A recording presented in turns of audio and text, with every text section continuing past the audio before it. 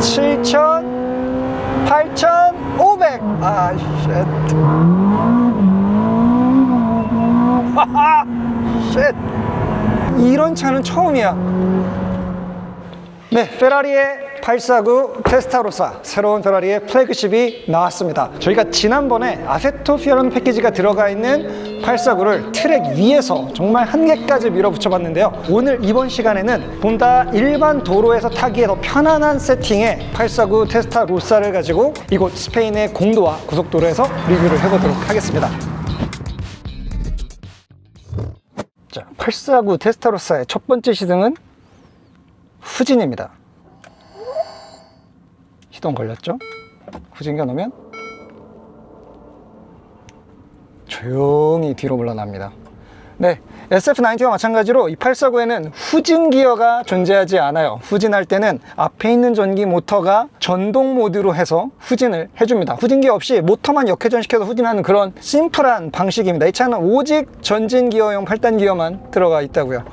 그래서 하이브리드 모드로 달릴 때 그냥 이렇게 전동차가 출발하는 것처럼 흡사 지금 르망의 프로토타입 차량들이 피트레인을 빠져나갈 때 이렇게 전기로만 뭉 가다가 이 피트레인 끝에서 엔진이 왕 하고 걸리는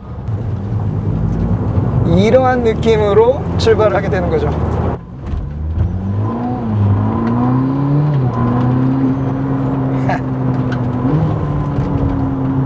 자, 일단 공도에서 849 테스타로사 1000마력이 넘는 차를 공도에서 탄다라는 거는 보통 일은 아니잖아요. 게다가 오늘 계속 비가 오락가락하고 있어서 노면도 젖어 있고 타이어 온도도 차갑다고 여기 경고등이 파랗게 들어와 있습니다. 이 엔진 오일이나 냉각수가 저온이란 경고등이 아니고 타이어를 웜업하고 제대로 달려 라고 안전하게 알려주고 있는 친데레 기질이 있습니다.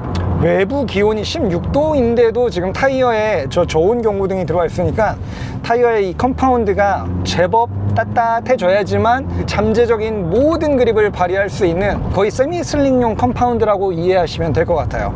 저희가 먼저 트랙에서 리뷰를 할 때에는 아세토 피오라노 팩이 들어가 있는 이 좀 더 경량화 버전, 그리고 좀 더 에어로가 강화되어 있는 버전을 탔는데요. 지금 공도로 나가는 이 버전은 그 옵션이 빠져 있습니다. 그래서 실내도 카본 대신에 이런 가죽 마감이 있고요. 매트도 가죽으로 깔려 있고 시트도 수동식 버킷 시트였는데 이젠 전동식 시트가 들어와 있고요. 스티어링 컬럼도 이 차는 전동으로 조절을 할 수가 있습니다. 진짜 레이스카에서 승용차로 넘어온 것 같은 그런 느낌이네요. 자, 배터리를 어느 정도 완충을 시켜 놨거든요. 이 상태에서 이 파워트레인 모드를 하이브리드로 놓으면 보시는 것처럼 지금 엔진을 꺼버리고 윙 하는 전륜의 한 쌍의 페어를 이루고 있는 이 P4 플럭스 모터만의 힘으로 약 160마력 남짓의 출력을 내면서 차를 앞으로 밀어냅니다. 전륜 페라리라니 진짜 아이러니하죠. 한 200마력도 안 되는 전기 출력인데 꽤나 상큼하게 가속을 해내는데요. 자, 엔진이 들어왔습니다. 참고로 이 차량의 배기음을 조정하는 별도의 스위칭은 없습니다만 이 주행 모드를 스포티에서 레이스 모드로 올릴 때 그때 가변 배기 플랩이 한 번 더 개방되는 배기음의 변화를 찾을 수가 있었습니다. 따라서 지금부터는 무조건 레이스 모드로 달려봐야겠죠.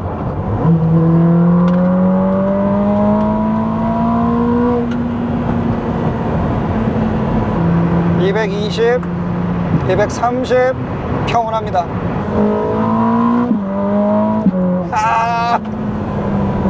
레이스 모드에서는 정말 시퀀셜 기어박스, 레이스용 시퀀셜 기어박스처럼 정말 짧은 이 디클러칭 타임 안에 기어를 바꾸고 그 다음에 클러치를 붙여버리는 그러한 변속 전략을 보여주거든요.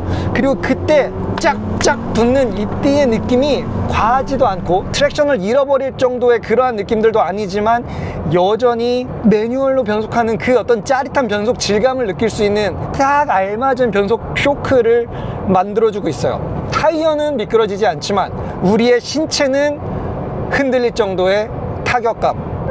와, 근데 이게 레이스 모드에 놓고 달리는데도 스로틀 페달을 가볍게 유지하면 전기 모드로 바뀌어버리네요. 물론 이 레이스 모드라는 게 파워트레인을 제어하는 게 아니라 차량의 그 동적인 스테빌리티 컨트롤에 관련된 부분이거든요. 그래서 뭐 파워트레인은 전기로 갈 수 있다고는 치지만 그래도 레이스 모드인데 전동화 버전으로 간다. 야, 이거 진짜 독특한 전략이네. 그래, 지금 이 849 글로벌 미디어 테스트 드라이브 때문에 지금 849들이 한 6대 정도가 이 동네를 휘젓고 있거든요. 제가 맨 마지막으로 출발했는데 앞에 사람들이 어떤 난리를 치면서 갈지 모르니까 민원이 들어오지 않기 위해서는 여기서 살짝 전기 모드로 바꿔야겠습니다. 방지턱도 있으니까 앞쪽 리프트도 좀 올려보고요. 근데 리프트가 올라가 있을 때에도 댐핑이 너무 막 팽팽하게 압력이 차서 승차감을 떨어뜨리는 이러한 불쾌감이 크게 느껴지지가 않네요. 네, 이런 구간은 진짜 이 드라이브 쓰기 딱 좋은 것 같습니다. 그냥 연료를 아낀다기보다는 네, 페라리를 타는 매너남이 되어오는 거죠. 방지턱 넘어가는 것도 진짜 부드럽네.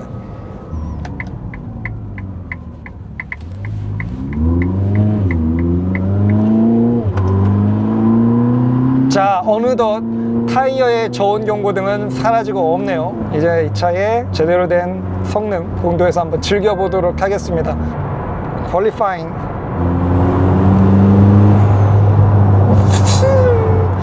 네, 역사상 가장 큰 터보 차저를 달고 있는 849입니다. 그래서 스로틀 페달을 쫙 줘서 이 압력을 팽팽하게 넣었다가 뗐을 때 이 블로프 밸브 그리고 그 꽉 찬 압력을 방출해주는 이 사운드도 굉장히 여운이 길게 울려 퍼져요. 자,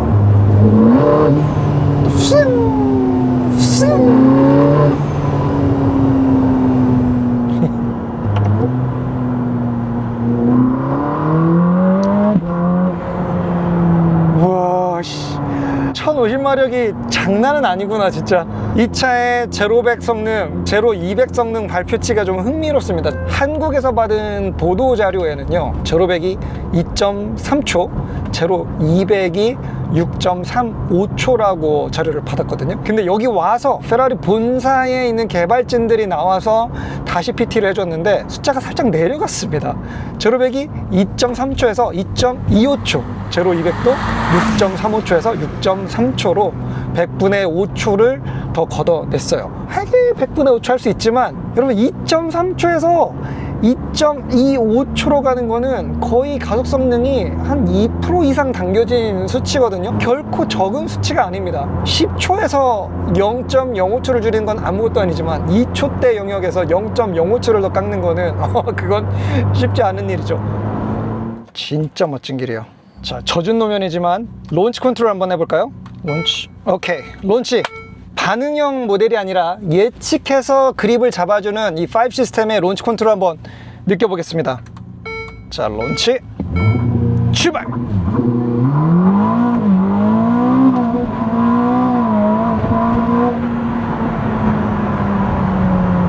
보셨어요?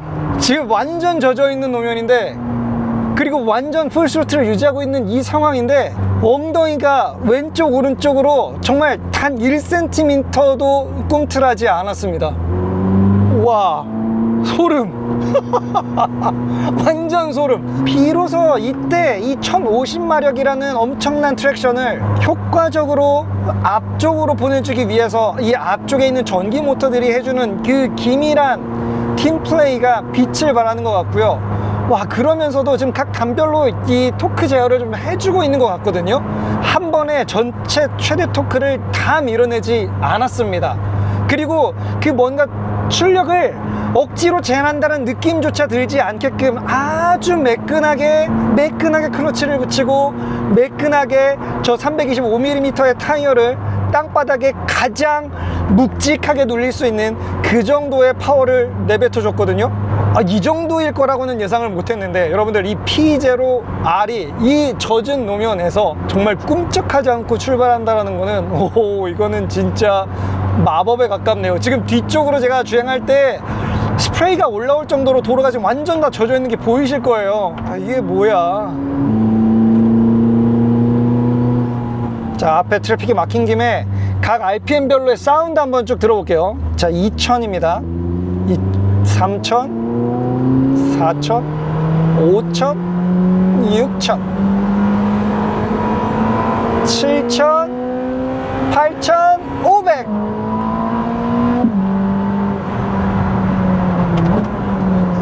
아, 쉣.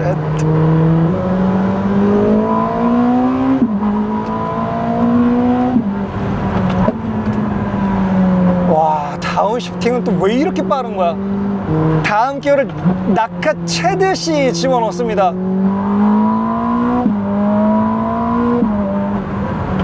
이건 레이싱 시퀀셜보다 더 빠른 느낌이거든요.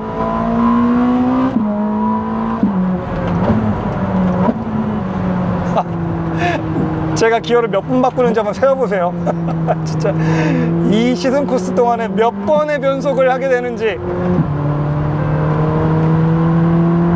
사실 제가 지금 변속을 하는 이유는 속도를 맞춘다기보다는 이 패드 시프트를 당길 때마다 팡팡팡 때리는 이 느낌이 이게 너무 좋거든요. 그냥 이걸 느끼고 싶어서 꼭 필요하지 않은데도 기어를 한 번 더 올리고 한 번 더 내리고를 하고 싶어지게 만드는 그런 유혹이 있습니다.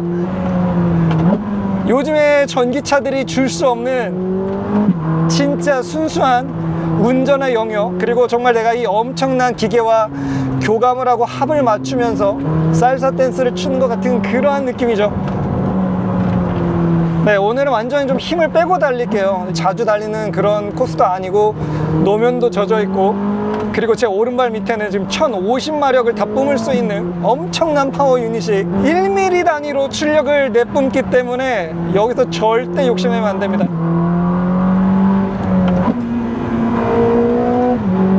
와, 하지만 이렇게 적당한 페이스로 탈 때에도 진짜 이 차는 포용력이 좋네요. 어른스러워요. 제가 약간 앙탈을 부려도, 객기를 부려도 너그럽게 포용해주는 아빠의 품에 안긴 3살짜리 아이가 된 그러한 느낌입니다. 뭐든지 아빠가 다 해줄 것 같은 그런 느낌?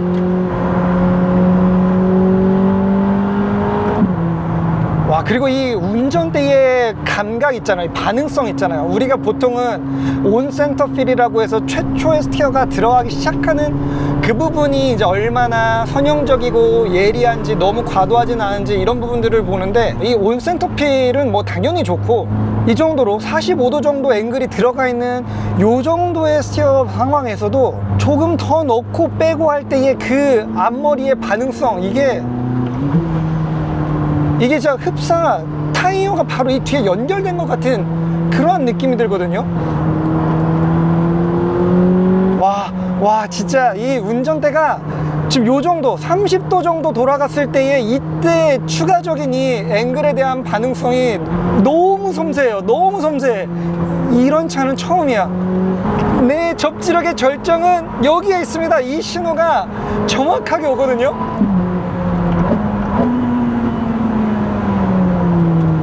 자, 차를 좀 돌려보죠.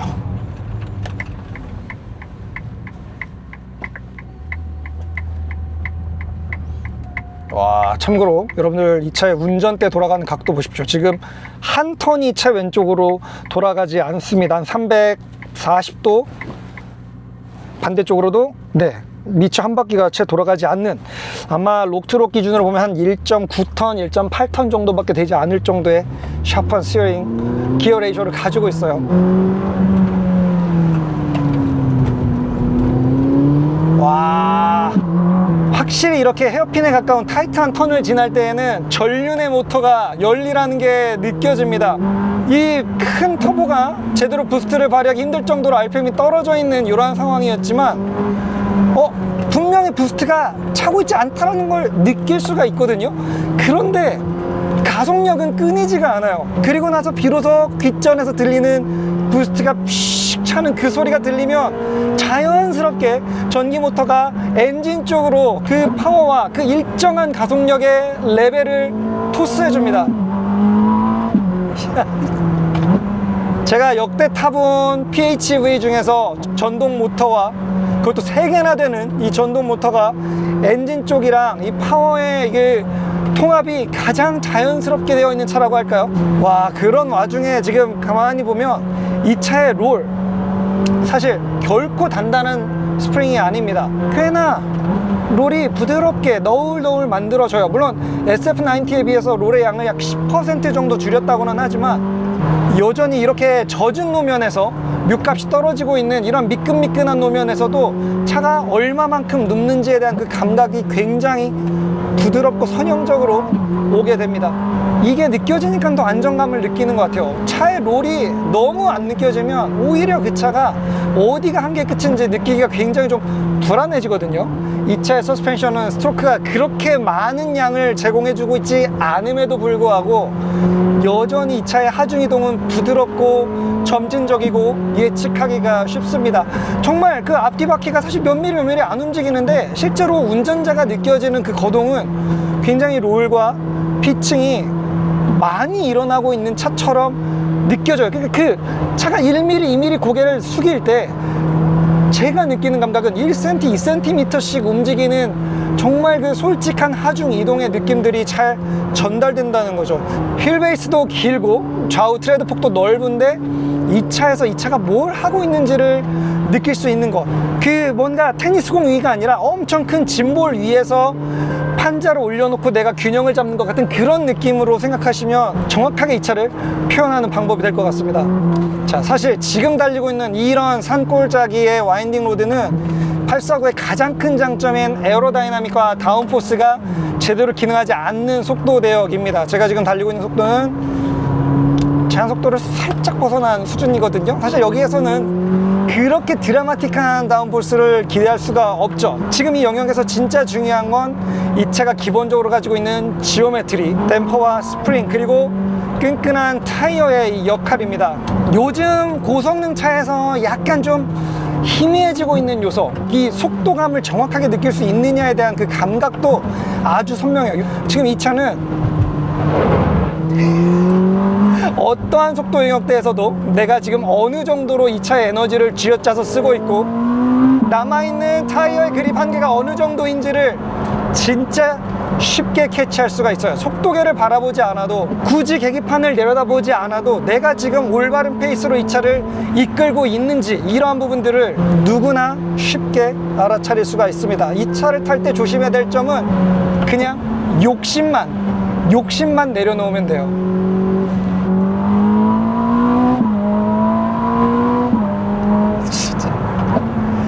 이런 국도에서 순간순간 지금 거의 200에 가까운 속도를 찍어도 이 앞바품에 안긴 것 같은 이 느낌은 어쩔 거냐고.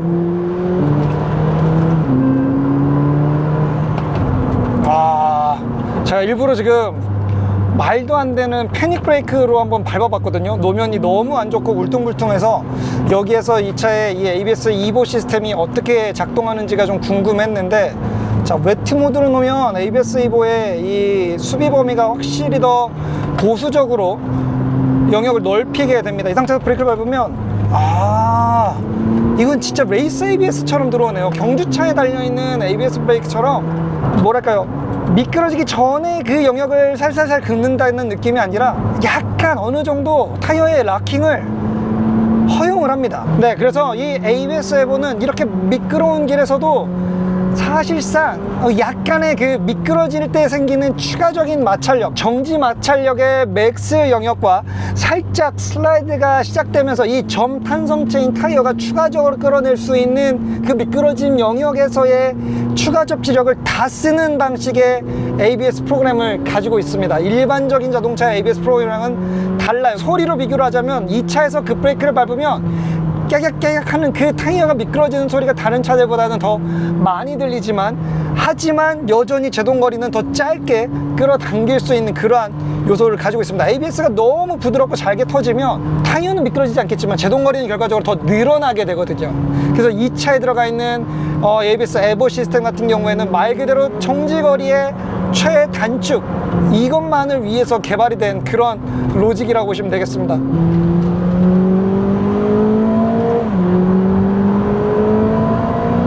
근데 지금 웨트 모드인데 웨트 모드에서도 살벌하게 나가는데요. 네, 웨트 모드에서는 지금 이렇게 풀 스로틀 하게 되면 트랙션도 켜지고 뭔가 출력이 한 400마력? 네, 꽤나 좀 많이 날아가 버린 그런 느낌으로 바뀌기는 하는데,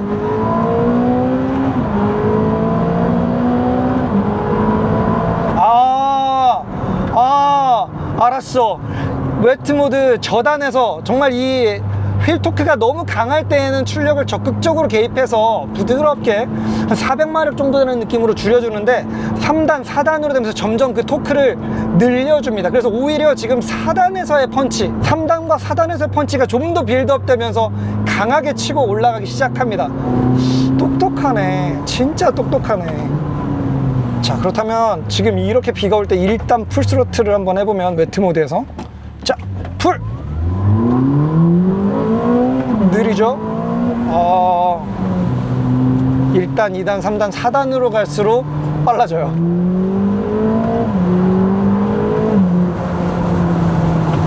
웨트 모드가 의외로 매력적으로 느껴지는 부분이 있습니다. 여러분들이 만약에 이런 1000마력 이상의 파워가 경험이 없다, 이런 슈퍼카가 처음이다, 나의 운전 실력이 사실 그렇게 막 트랙을 많이 가본 그런 레벨이 아니지만 그래도 나는 849를 즐겨보고 싶다 하시는 분들은 이 웨트 모드에서 시작하시면 되게 자연스럽게 이 차의 출력을 그래도 쥐어짜는 듯한 느낌으로 컨트롤하면서 타는 게 가능해질 것 같아요.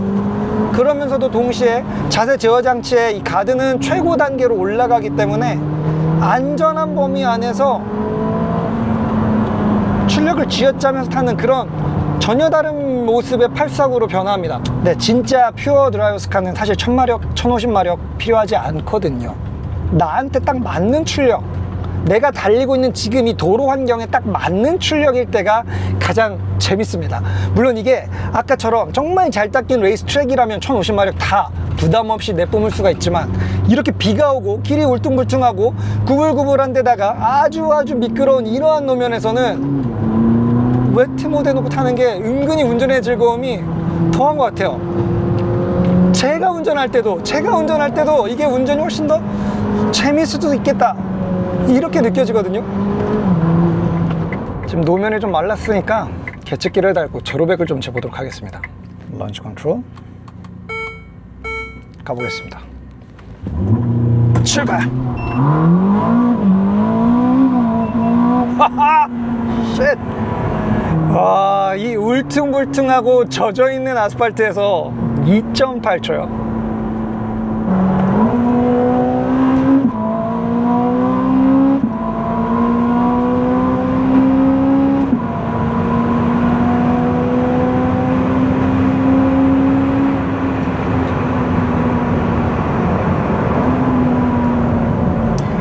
보시다시피 고속주행 안정성, 네, 이 다운포스 때문에 속도가 올라가도 차의 이 불안한 느낌들은 전혀 증가되지가 않거든요. 오히려 200을 넘어가면서부터 약간 안정기의 영역이 옵니다. 뭐랄까요, 본격적으로 200km 이상부터는 확실히 다운포스가 바닥으로 차를 눌러주고 있는 그러한 느낌들, 그리고 차분해진다고 얘기를 해야 될까요?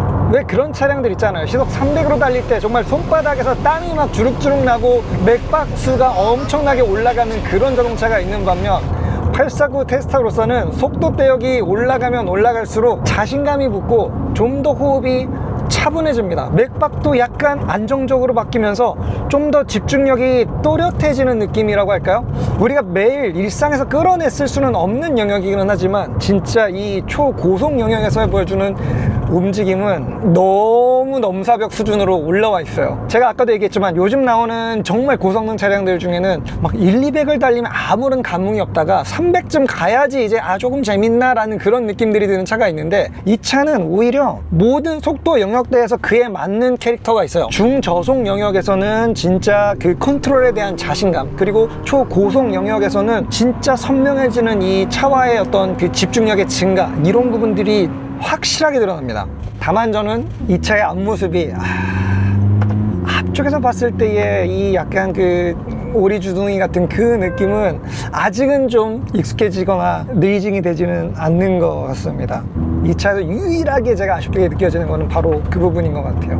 여전히 페라리를 타보고 느낀 점은 확실히 이 그 슈퍼카 바운더리에서 람보나 맥라렌이 주는 어떤 그 감각과 확실하게 차별화된 느낌들을 주는 것 같아요. 페라리는 뭔가 그래도 여전히 조금 더 귀족적인 느낌을 가지고 있다고 할까요? 맥라렌이 정말 기계적이고 퓨어한 느낌에 가 있는 양산차라기보다는 레이스카에 가까운 느낌을 준다면, 페라리는 너무나도 고급스러운 완성차의 그 면모들을 충분히 보여주고 있습니다. 특히나 이 플래그십 모델인 테스타로사 같은 경우에는 1000마력을 처음 접하는 분들에게도 사실 그렇게 부담스러운 선택지가 느껴지지 않을 정도로 차가 절대 운전자를 잡아먹으려 들거나 위협하는 그런 모습들을 많이 죽여놨어요. 저는 어쩌면 그런 부분들이 약간 좀 아쉽게 느껴질 수도 있습니다. 그래서 오히려 849를 경험해보고 나면 좀 더 컴팩트한 페라리들, 6기통의 미드십 페라리들이 이제는 조금 더 제가 찾는 그런 역할들에 충실한 그런 포지셔닝을 가지고 있다는 생각이고요. 이 차는 어떠한 상황도 이 페라리의 기술력으로 다 안아주겠다라고 하는 그런